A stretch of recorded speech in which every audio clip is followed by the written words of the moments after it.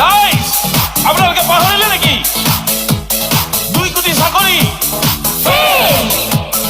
GST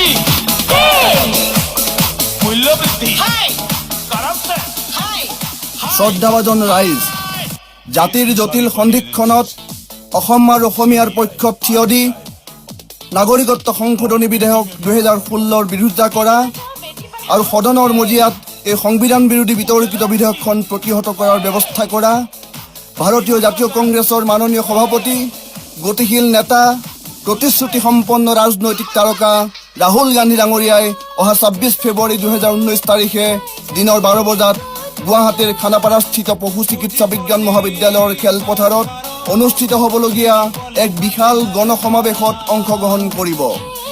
Assam প্ৰদেশ কংগ্ৰেছ কমিটিৰ তৰফৰ পৰা এই সমাৱেশত আপোনাৰ উপস্থিতি আন্তৰিকতাৰে কামনা কৰা হ'ল।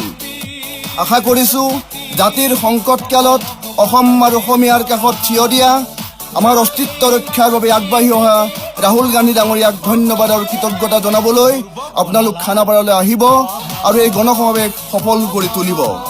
আমি বিশ্বাস কৰোঁ আপোনালোকৰ উপস্থিতিয়ে অসমৰ অস্তিত্ব বিপন্ন কৰিব খোজা অসম বিৰোধী শক্তিক এক কঠোৰ সকিয়নি বাৰ্তা প্ৰেৰণ কৰিব।